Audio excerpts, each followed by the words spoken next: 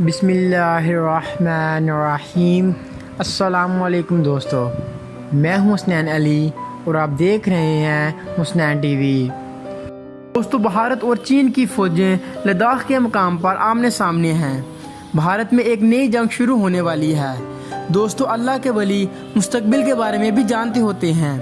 آج کی ویڈیو بھی اسی حوالے سے ہے۔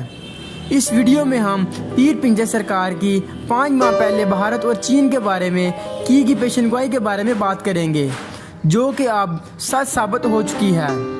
دوستو، مزید گفتگو سے پہلے آپ سے درخواست ہے کہ حسنین ٹی وی کو سبسکرائب کریں اور بیل آئیکن کو بھی ضرور دبائیں۔ شکریہ۔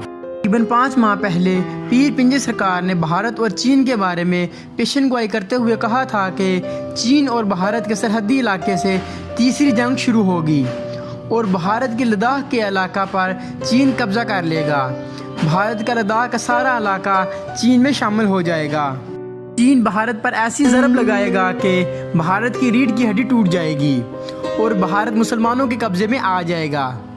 دوستو، لگتا ہے کہ پیر پنجل سرکار کی یہ پیشن گوئی سچ ثابت ہونے کا وقت آ چکا ہے، کیونکہ بھارت کی موجودہ صورتحال کافی بگڑ چکی ہے۔ بھارت میں ایک نئی جنگ شروع ہونے والی ہے۔